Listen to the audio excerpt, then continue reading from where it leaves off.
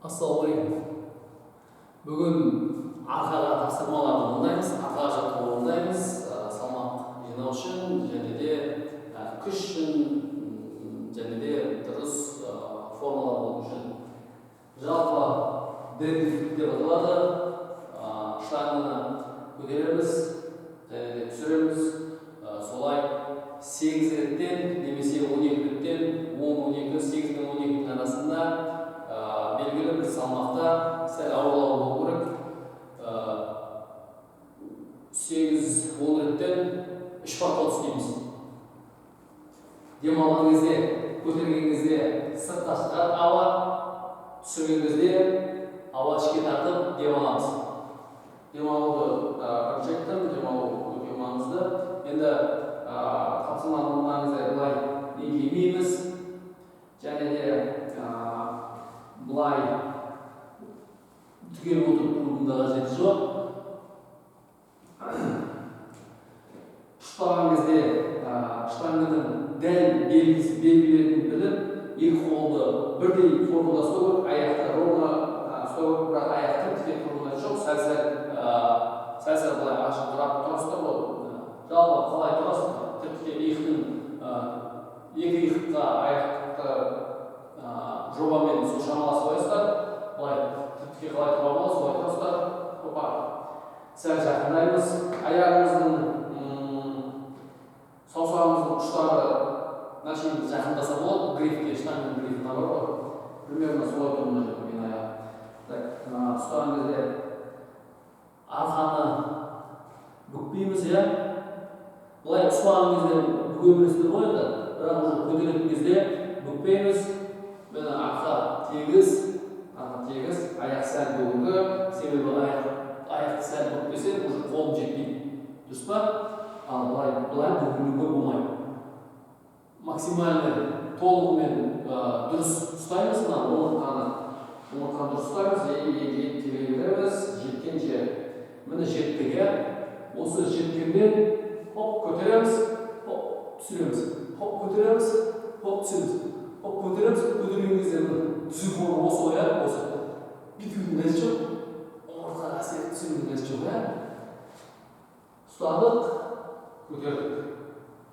Дік түсіреміз, дік көтереміз, дік түсіреміз, дік көтереміз, бүйтіп шайқалудың мәзі жоқ.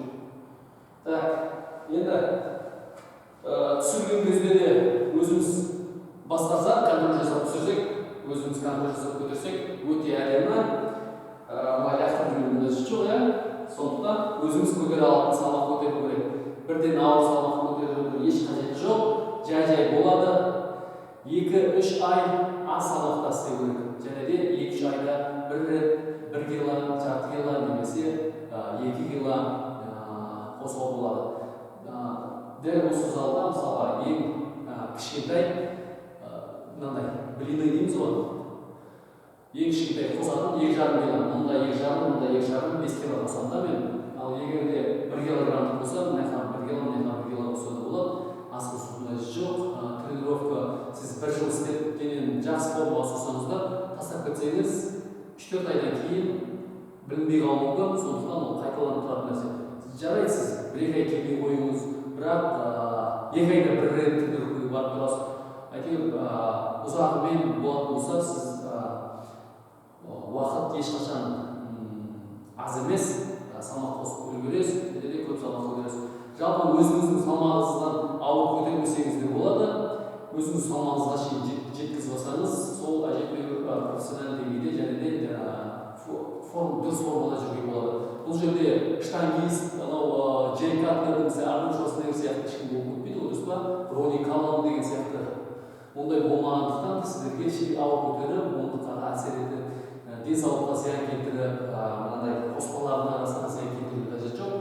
Өзім салмағымызға шейін дұрыс көтере алсақ, соның өзі үлкен жетістік. Ал енді мен көрсетейін. Және де келесі мәселе көтерген кезде қараңыз, штанга мына жақта тұр да, менің аяғым мына жақта тұр.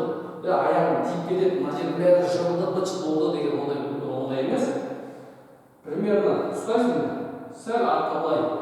Бұны мен ұстаған кезде омыртқа түзу, аяғым бүгілді, аяғым штанганы алға кетіп қалды. Бірақ көтерер кезде сәл артқа кетеді, дұрыс па? Міне. Мына жерден көтеріп аламын, тимейді міне. Бізге тимейді міне. Ұстаған кезде иә, алға кетіп қалдым, бірақ көтерер кезде сәл уже былай жұмыс істей береді. Және сіз сәл алға көтерілген сайын аяқ түзіле береді. Аяғыңыздан мына жерге тимейді, уайымдамаңыз. Так, ұстадық.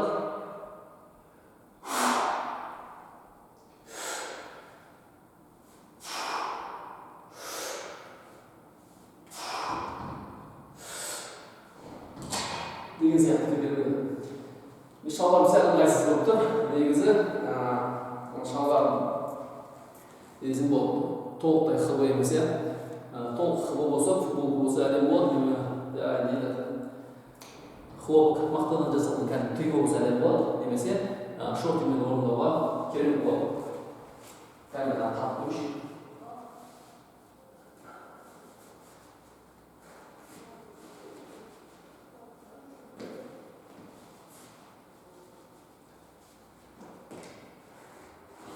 Қарғандаймыз, форманы көріңіздер.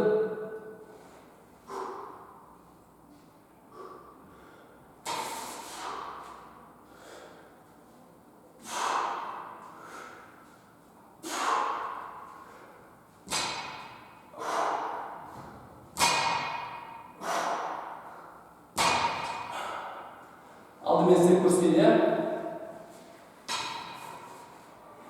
Алдымен істеп көрсетейін, мен жаңағы істеп көрсеттім.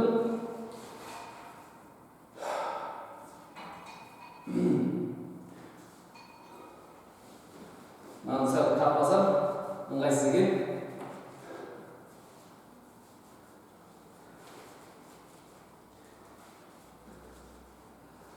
Хопа, ұстадық.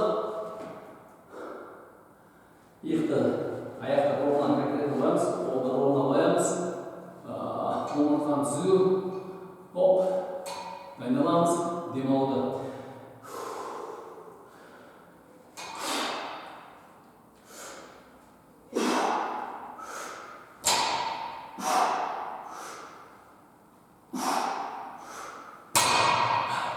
Деген сияқты формада кете береді.